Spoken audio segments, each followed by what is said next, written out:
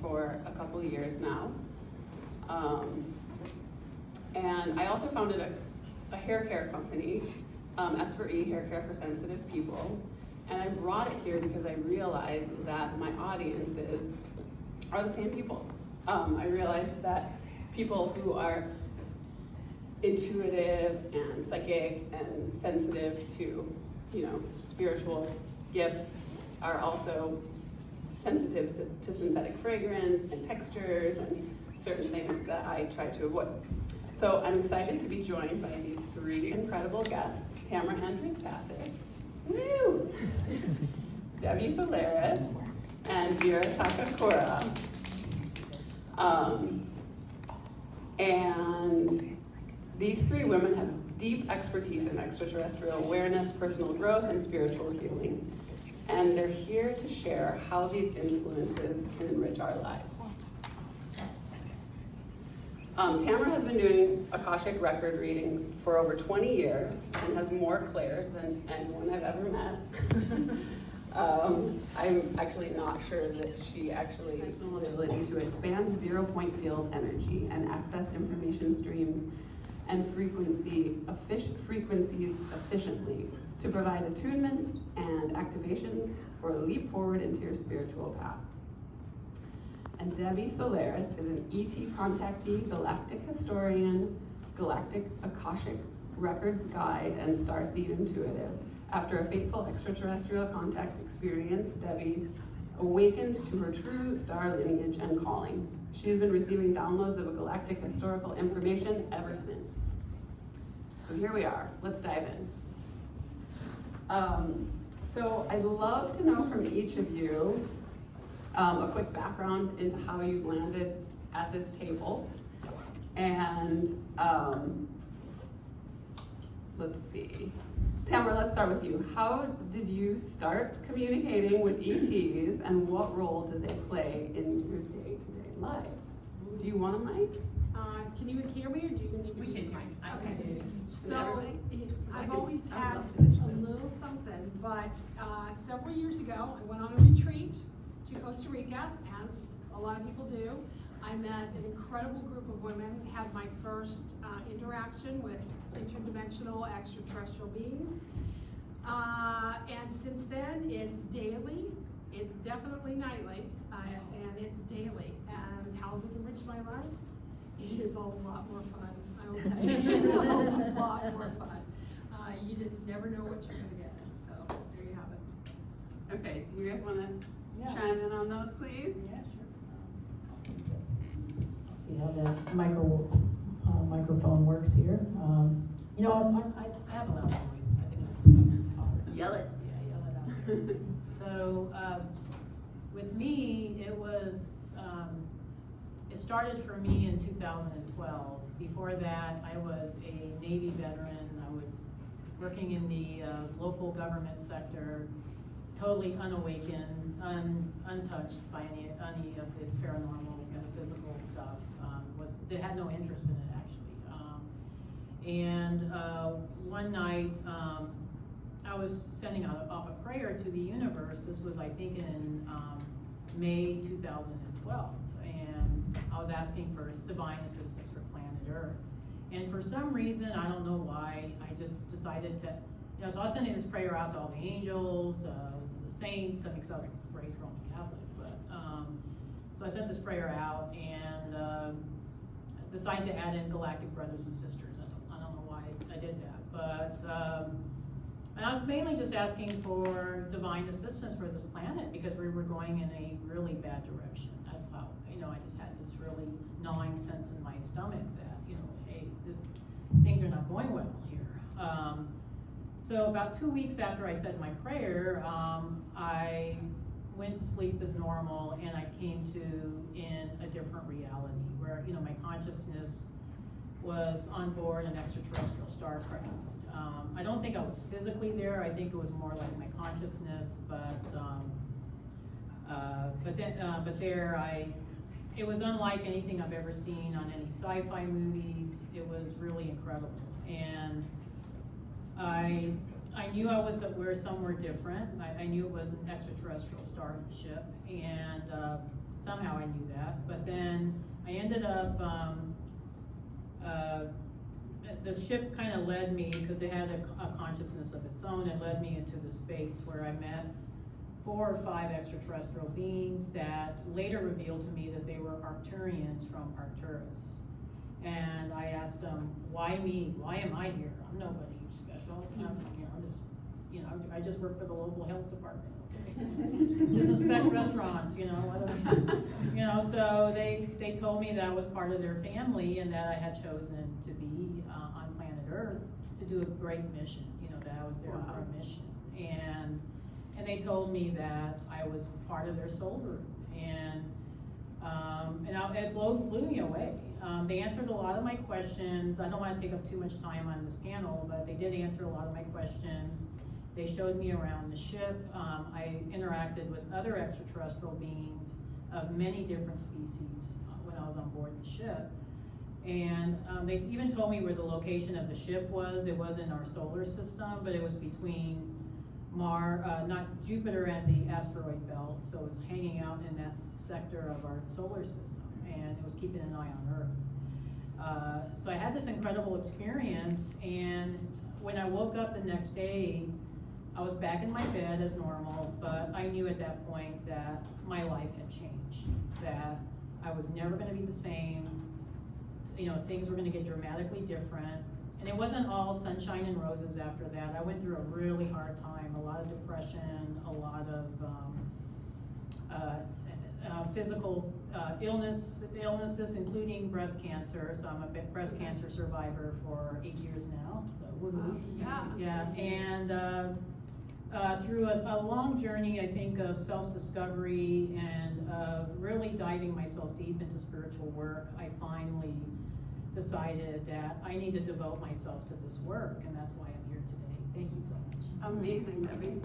Cool. Vera, how about you? Boy, that's a hard one. I started to awaken around 2018, and actually had the fortunate opportunity to actually get my first galactic reading from Solaris in 2019, and I became fully aware of all the different lineages and roles I had been playing or had inhabited as those lifetimes. And so from that, it sparked a hunger for me to learn, to be an Akashic, to read the Akashic records.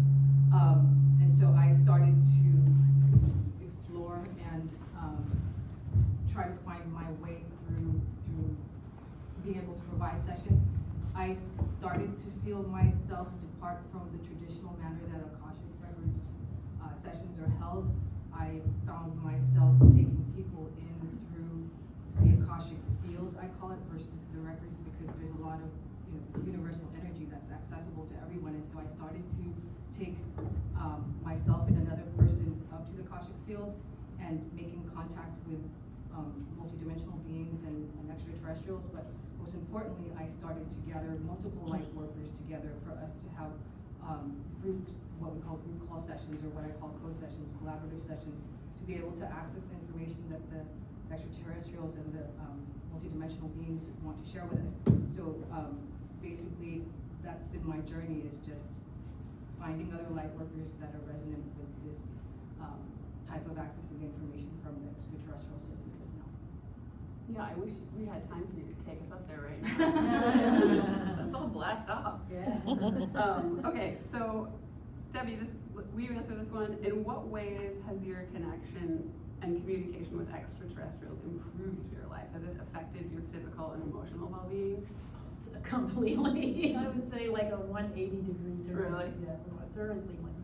When I started on this journey, I was a chronically, not a well person. I would say I had chronic anxiety and depression issues. I was chronically ill with various diseases and illnesses, including chronic fatigue syndrome, obesity. I was pretty much 80 pounds heavier at one point. And just had a whole slew of comorbidities because of my obesity issues, including fatty liver disease, hypothyroidism, hyperparathyroidism, pre-diabetes, sleep apnea. I mean, it was just Oh my God. insane. I mean, I was one of those people that even though I was only, I don't know, 50 or, you know, in my 50s, I felt like I was gonna have a short life. And I suffered from a lot of depression, I guess, throughout the years. But after my extraterrestrial, and I was a fearful person. I was always worrying. I was always fearful about, oh, you know, what's gonna happen, you know. But I think after my extraterrestrial contact experiences, I had two actually in 2012, I started getting a sense of being part of a bigger picture, you know, part of something that was more meaningful than being in this mundane reality we call the third dimension. And so, and it took me a while. It wasn't like, you know, I had those experiences and voila, all of a sudden I had all the answers. You know, I'm still a student and a learner in a lot of ways. But I think how it impacted me was that I got through my work with the Akashic Records, and both of these wonderful ladies besides me also work with the Akashic Records, which is you can get a lot of information from the Akashic, especially the Galactic Akashic Records.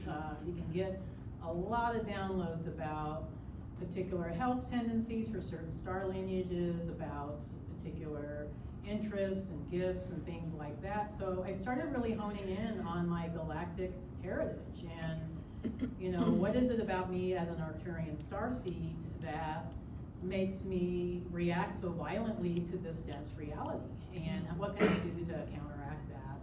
And so I would say since I've been on this journey, I was able to retire successfully from my longtime career as an environmental health specialist for public health, El Paso County Public Health in Colorado Springs, and embarked on this wonderful journey of sharing, you know, my insight and knowledge, to the planet, and, you know, just through the work I've been doing, and be able to touch the lives of many, many people. And I've also gone through a physical transformation. I've lost 80 pounds, been able to maintain it for 5 years now, and most of my health issues have been eradicated. And I'm the healthiest I've ever been in my life, and I feel mentally well too. So I have a thyroid condition. Could you introduce me to some ETs? Yeah, sure. Let's do it. I'm ready. Yeah. Okay, but like, so how did this direct connection facilitate those changes for you? Yeah, that's a great question. Some of it was because I was doing a lot of readings for different people, and a lot of them had health issues. And so I was starting to see trends with certain health issues, like, oh, a lot of Pleiadian starseeds suffer from diabetes. Why is that? You know, why diabetes? A lot of Arcturians suffer from endocrine issues. Why is that? Why is it that Pleiadian starseeds struggle with interpersonal relationships here on Earth? You know, they tend to be attracted to narcissistic people. You know, you all have dealt with that, I think, but Pleiadians more so than most. But so I started seeing trends and tendencies, and so I was just compiling this information. And then the other thing too was because I personally have asked my guides to help me with my health journey, because they were pushing me towards taking on this spiritual career, and I was like, I can't do this being unhealthy. You know, I've done everything. I've done it all. What do I need to do to get healthy? And they told me, we will help you if you accept the mission. I said, okay, I accept it. And I tell you what, the next week, I signed up for bariatric surgery, and was connected with a wonderful doctor in Lone Tree, Colorado, and that started my health journey, and I haven't looked back. So some of it is, I would say, to answer your question, is direct connection with guides, which I think some of us lack right now, and also direct connection with the information from the Akashic Records. Yeah, beautiful. Okay, so Tamara, I'm going to shoot this one your way. It seems like the extraterrestrials are playing a crucial role in our spiritual evolution. how would you say their guidance differs from traditional human healing modalities? Ooh, okay. Yeah, first off, I think they know a lot more. This is just my experience, but I think they know a lot more. And the more that you can talk with them, as an example, Debbie was saying, I picked up that Pleiadians have more issues with this. When you're doing a lot of readings with people, when you're going into the Akashic records, you're actually learning through people that you're reading. You find out information, you're kind of like, well, I didn't know that. Well, that's good to know. That's good information, and you kind of put it in your back pocket. I've already forgotten the question. I'm sorry, I'm old. I happen to have it right here. So how would you say their guidance differs from traditional human healing modalities? I have to go back to Debbie again too, because I think part of it is when you're working with these beings, and you know it and you hear it, and everybody talks about frequency and they talk about vibration, but you actually do feel a resonance. You can feel it physically when you're in these spaces with these beings, and it lightens you. It creates space in your body. It creates space in your mind to learn more, to feel more, to heal better. I didn't have any kind of health issues to the extent that you did, but I have to tell you, in the past several years, my health has changed completely too, and I didn't even think about that relationship until you mentioned it. It has ignited me. There were certain things that were put into my life. You had a great surgeon. I had a dog. And my dog needed walked. It was a working dog, needed walked every day. But as I was outside, so much information would come in. It was that connection with nature, and it opened the door wider for all of these other beings to come in and give me information. So just by the mere fact that you are visiting their home, when I'm saying their home, when you're sitting in their frequency, you're sitting on their sofa, it does change you physically. It does. And it's incredible. That's why I say that's one aspect of it, but it has been fun. It has been fun to learn all of this stuff. And you're like, God, life can be so much easier. It can be so much. And we make it so difficult as humans, and this contact is just pretty incredible gift. Pretty incredible gift. It makes life very exciting. You never have the sense that you're on your way to getting bored. It's like there's limitless possibilities. Okay, but so Vera, this one's for you. Tamara referenced the energetic places that she accesses when she's receiving messages from ETs. How do you get to those places? How do we get there? There's multiple ways as humans that we've traditionally followed as far as meditation, QHHT, hypnosis, those kinds of modalities. But the Akashic Records is very powerful. Being able to tune in and access the Akashic Records individually is strong, but as in my way, or the way that I've been utilizing it, doing it in a group situation or a group environment has been even more exponentially powerful. And so I have been fortunate in that I've been able to work with several different people to access the Akashic Records collectively and be able to download and receive information transmissions and those things. Okay, so this is for all of you, any of you, whoever starts talking first. Do they visit you without your intention? Like if you're setting intention to, like myself, for example, I'll be in meditation and sometimes a mantis will just be like in my face, and I'm like, I need some advice from you guys, but like, what am I supposed to do with you? But like, do they visit you Unannounced? Unannounced, yeah, like when you're not opening the door yourself energetically. Let's have it. Yeah, absolutely, 100%. I think once you open that door, once you have that initial contact, my first experience, it was truthfully overwhelming. Because it's like, oh, okay, they kind of show themselves, and then they're like, yeah, I kind of want to come in your body a little bit, let me feel it. I'm like, okay. Well, then everybody came in, and I Oh my mean, God. everybody. I didn't even know who they were. I couldn't get it to stop. Thank God for this lady on the end there, sorry. She was able to get me back down and grounded, but then now that they now know, okay, you're receptive. You recognize us. You can communicate with us. We can help you with things, and they're lining up. They're lining up. So whether you want them or not, when you're open to it and have that contact, they're coming. They're coming.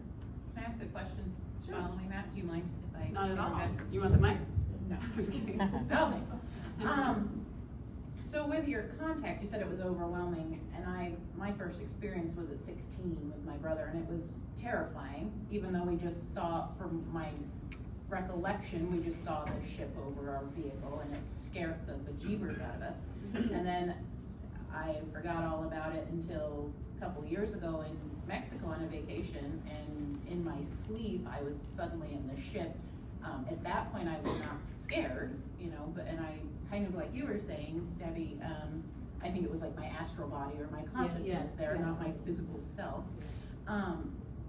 But now at home, I'll be visited, like you're saying, in your meditations or in my sleep, and I feel fear. Like I'm trying not to, but when I see, there's like part of me that maybe's watched too many 80s movies. How do you move past that? And they have presented themselves actually almost in this cartoon-like thing, and at one point I was like, what is this? They're like, they said you need to see it that way because you're so afraid. That's so How do sweet you- of them. Yeah, That's that's nice of right. them. But there's this level, even though I'm open and eager, there's just this little bit of fear. Have you had that, and if so, how do you move through that? Vera, you were just saying something. I'll answer it, but. No, it's this just, is good. I mean, that barrier of fear is there as an automatic, instinctual, how do you say that, fear of, the fight or flight, reaction or response. But I think for me, the first time I encountered, we'll call it galactic energies, my first thought was, okay, is this good, is this bad, is this gonna hurt me? And I just sat there and really just centered and said, you know what, I just need to be present with this and just experience it and not judge. And I think that was the really biggest key thing, was not to react automatically, not to be reactive automatically, because when they're presenting themselves to you, you've reached a frequency that allows them to actually sit in your field and communicate with you, and it's beautiful that you've reached that point, because so many people try so hard to meditate and do all kinds of different ritualistic things, and sometimes never even get a chance to make that kind of contact. So I think it's just a little bit of self training of just learning how to calm yourself down and to calm your frequency so that the interaction is pleasant. It's not. And the interaction always feels pleasant. It's almost like after that I'm like, oh What no, just happened? what was that? It's unfamiliar energy. It's unfamiliar, visuals, and it can be uncomfortable. But I will say, for me, I can't speak for these guys. In the past couple of years, I have been able to moderate that. I have become acclimated to it, and I can. And this is a really simple thing, but you can say, hey, back off a little bit. I'm not quite ready. Can you just stand back? Or no, I don't want anything tonight.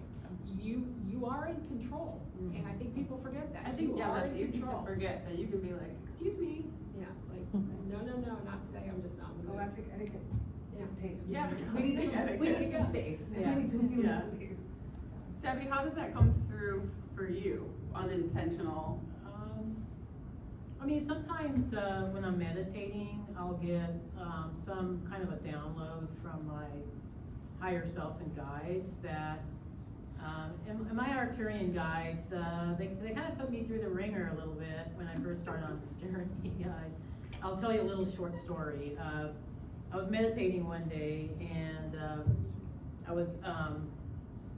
I saw an image of flying a kite within the mountains of Colorado, and I was like, what is this image? Why a kite? And then my guides told me, okay, they gave me a very much directive, like you need to go to Crestone, Colorado, and Crestone is within the San Luis Mountains in the southern part of Colorado, which has amazing vortex energy. It's like it's comparable to Sedona, honestly. It's so amazing.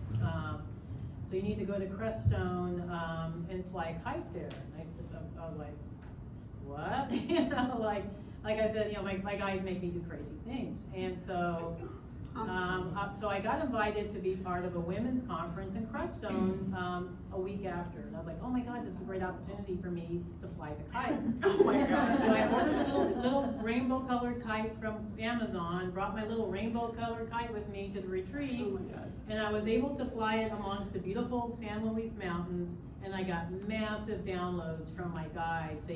At that point, they showed me what my mission was, what I was supposed to be doing, and then I understood after that the reason why they wanted me to go to Crestone is because there was an Arcturian portal there, and it would be easier for them to transmit, their information than the frequencies to me. So it was a kind of a turning point where I knew at that point, because before I was kind of dabbling a little bit in, the spiritual realm, that this was going to be my life's work. And so that's just an example of how sometimes, the extraterrestrials will communicate with you through imagery, through telepathy. And a lot of times, as far as me day to day, I have a constant running conversation with extraterrestrial beings. It's like they're part of my family, they're part of me, and they give me advice even on kind of mundane things. like they told me that a few years ago I needed to buy a house. They just told me, okay, it's time to buy a house, and it was before the interest rates were really high. Wow. Yeah, I mean, it was very, very cool. So, yes, go ahead. Was that going on at all when you were in local government? I'm currently with federal government, but I know it's. Oh yeah, I was still working my full-time job. Okay. Yeah, totally. Interesting. Yeah, but at that point I knew that, okay, my life is gonna change. I don't know how at the time, but I knew that was gonna be my life's work. Was it mostly at home you would have experiences, or at work as well? It was at work sometimes. Okay. Yeah, I mean, it happened all the time. I mean, sometimes it was very disruptive, be like, oh, I'm trying to do this health inspection, and I'm like, oh, I guess I'm not doing it now. Oh my God. That one passes. Yeah. With the starseed energy, it's kind of a two-part question. Okay. Everyone here on this planet, do we think came from a particular galactic family, or is there? It's a great question.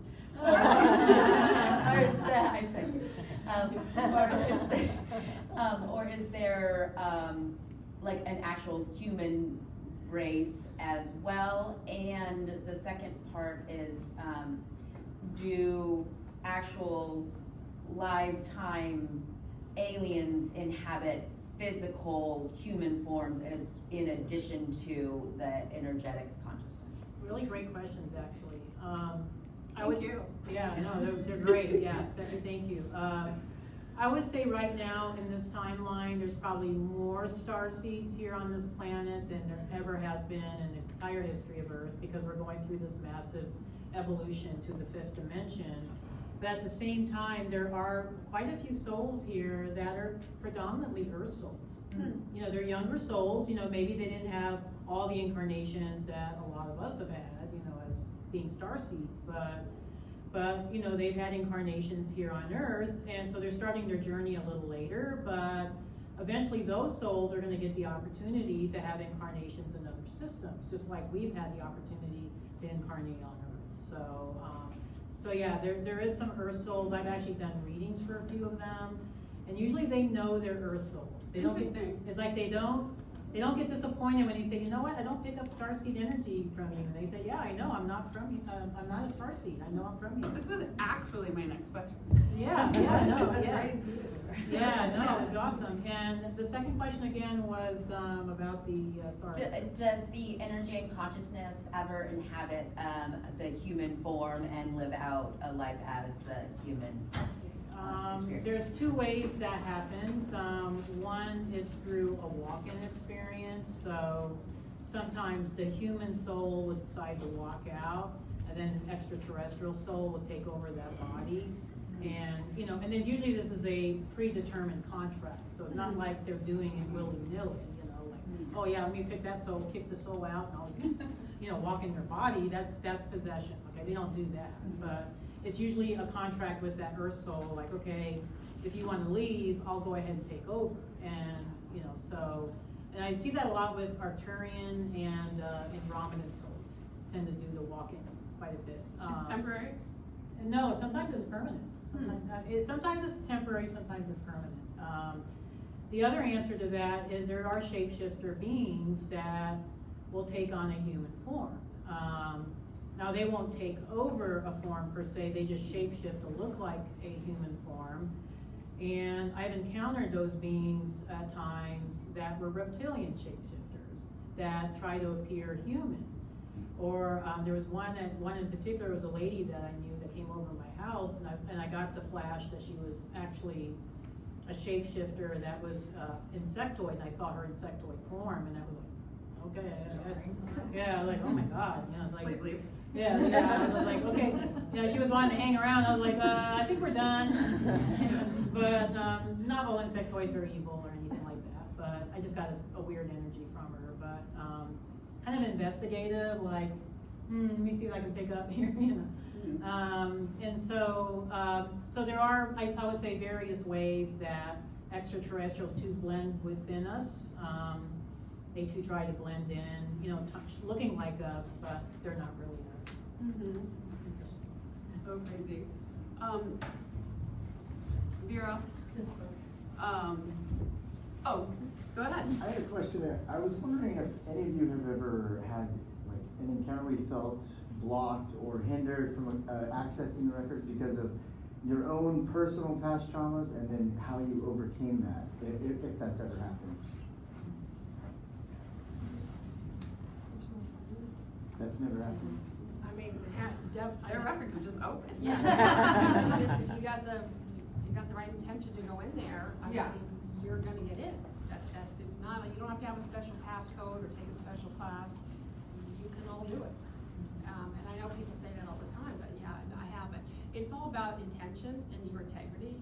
This is what you wanna do, and they're waiting, so they've got stuff. I always say that the information you receive is resonant to the frequency that you hold. So sometimes there are certain bodies of knowledge that may not be right timing to receive yet, and I think Debbie can attest to that. Sometimes you get information for someone where you have to ask whether they're ready for that information. Is it going to benefit them in their journey in the present moment? So again, it's all intention and frequency, and what level and stage you're at to be able to receive that information. And I would say, add to that, in that it's not my own traumas that prevent me from accessing information, but sometimes it's my clients' traumas that's preventing me. I did a reading recently, it was about a couple of years ago, for a lady who worked at Gaia. You would think, Gaia TV, they're pretty conscious people. Mm-hmm. And I couldn't access her records at all. I mean, it was because of her own fears.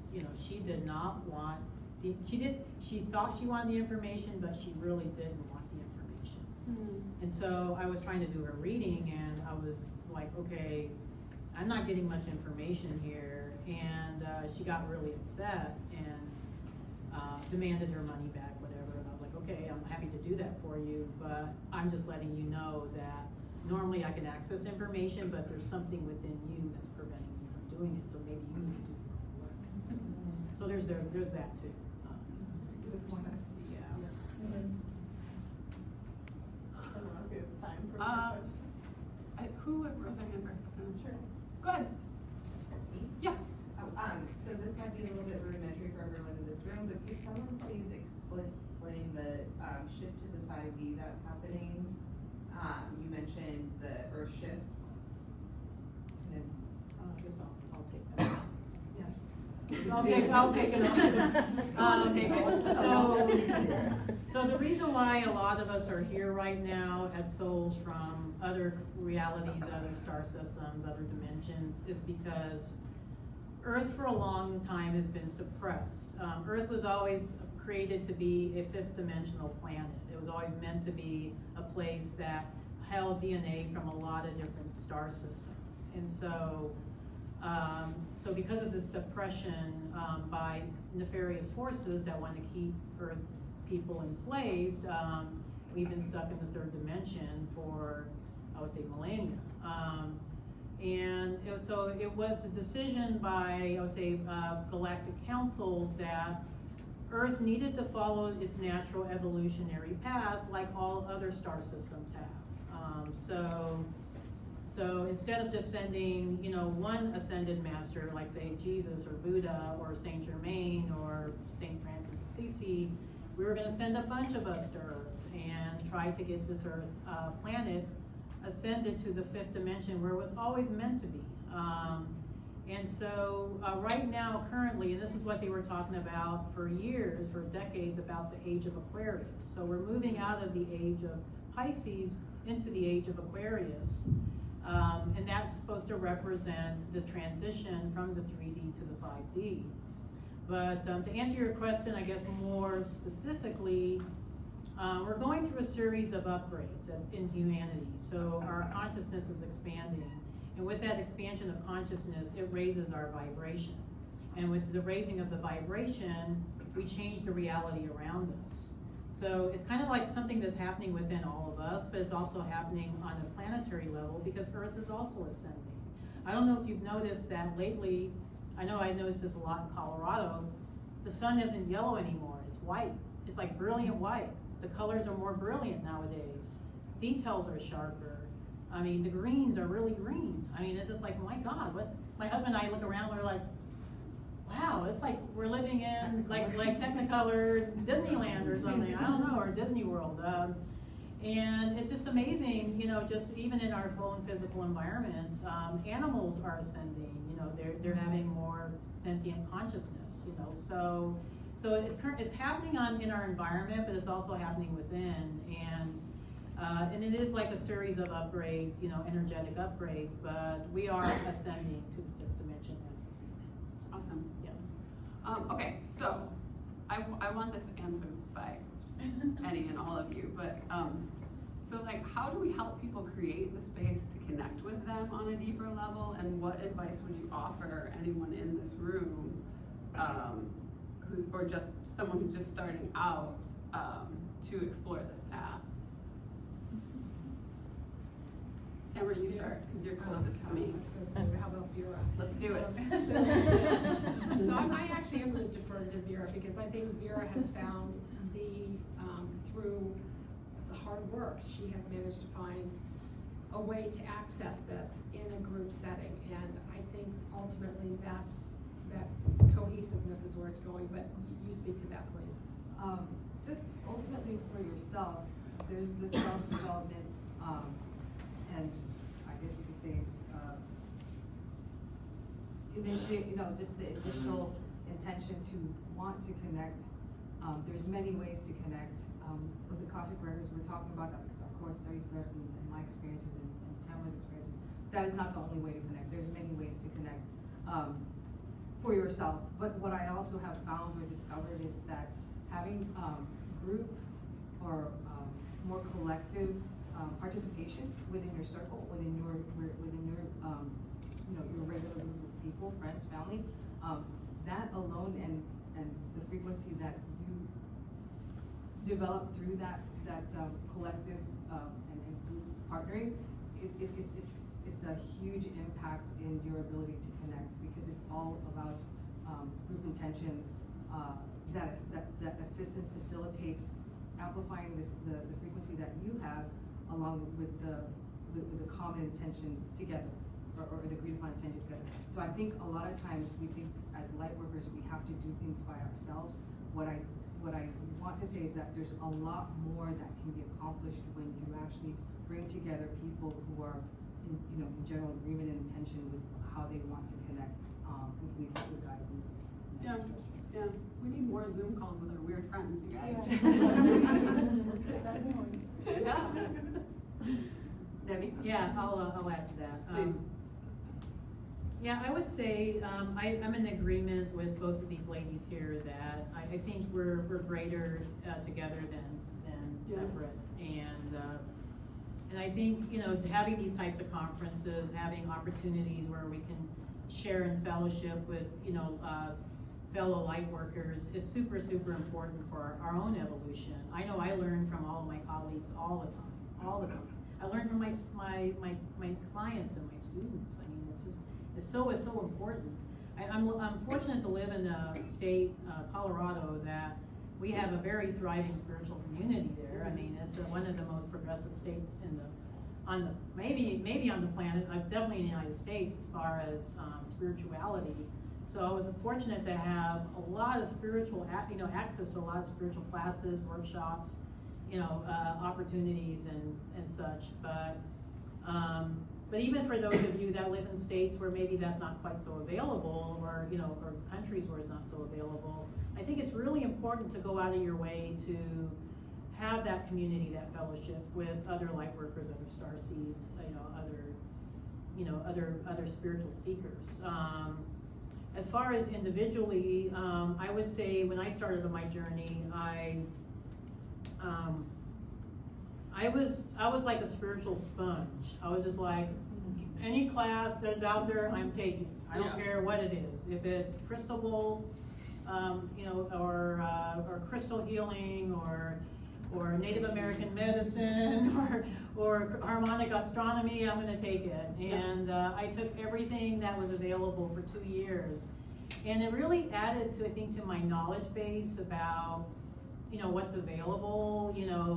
I integrate a lot of my knowledge, and a lot of the things I learned in these classes currently in the work that I do now, even if it's Akashic Records reading. I'm very fond of astrology, so I incorporate a lot of astrology in my readings, or numerology. So even taking courses that maybe, you think, well, I don't know if I want to do that, but maybe I'm interested in it, it's going to go a long, long way. So if that's a little piece of advice. Mm-hmm. Yeah, that is very good advice. The only other thing I would add is if you're older and don't have a good memory, have some friends that know about that, because that helps.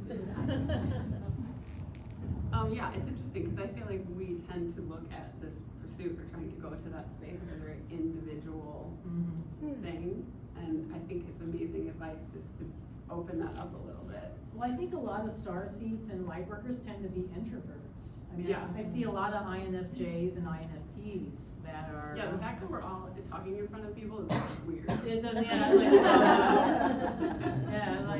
We're all very sweaty right now. I think the main thing that we're driving towards as a species is co-creation, and that word to me has been really, really emphasized this year through my guidance amongst myself and my peers. It's just, there's no hierarchy to this anymore. This is, I learn from you, you learn from me. I teach you something, you teach me something. Exactly. And that's how we're going to be able to propagate the information that we need to as a species, is because we're going to be sharing this information versus siloing ourselves into just one particular type of modality or one type of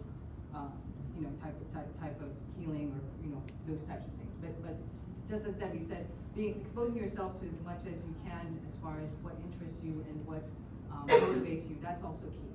So, and also getting the people who have similar pursuits. I always like to ask this to people who are kind of are advanced in certain areas. Do any of you have any goals in this field? Like, what's next? What do you aspire to achieve? I'll answer that because I had that conversation with somebody at dinner last night. Yes, so it was a conversation. So this is a lofty goal. Right. I am determined to manifest it. But my goal is to take this information to the mainstream media, to the mainstream. You heard it here first. Yeah, I am determined to take this to mainstream because this information that we all of us on here on the panel work with is transformational. It's life changing. It's changed my life. It's changed the lives of these ladies here. And I feel like if we can take this information to the mainstream and expose all the other folks that maybe aren't awakened yet to this, what kind of transformation will we see amongst the entire planet? And what kind of changes will we see?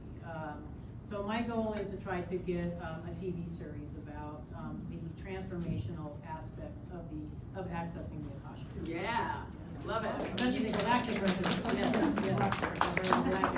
Like that, You got 1 minute. Okay, is there a particular message that any of you receive over and over again that you feel the collective should know? Like something that's either repeated to you that could be applicable to others or for everyone? You have something, Tamara? I feel it. Yeah, I feel it brewing. Yeah, I wish I did. Because we You get get so so much much. stuff. Yeah. I mean, we really do. I have to go with Vera on this one.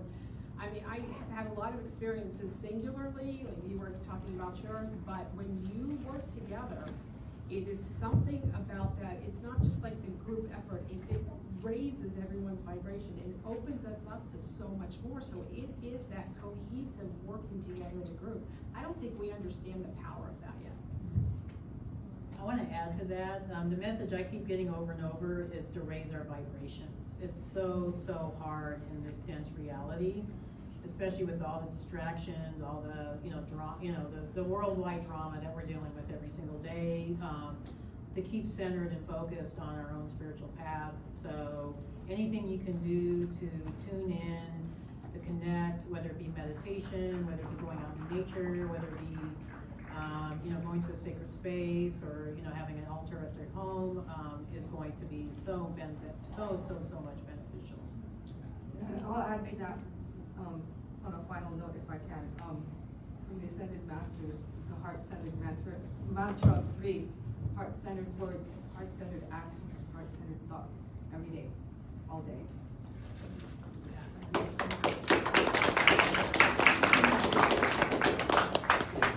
We did it. One question, and it's literally about implants or, very parasites, we have these, messages. Now I know there are durians, and there are multiple messages, but one of the things that I need help, it was a lot of implants release, a lot of energetic stuff that we need. And the message was that I need to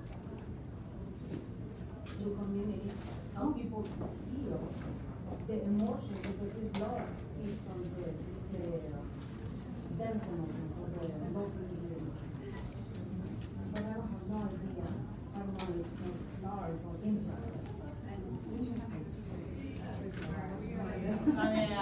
I think you might need to do some Akasha clearing work, which I personally do. I wish I could offer you a session, but my schedule is pretty crazy. But yeah, I would say doing maybe in lieu of an Akasha clearing, you could also do some work with the 2HHD or some past life regression to see why this keeps coming up for you. Where could we find information on all of this? Oh, okay.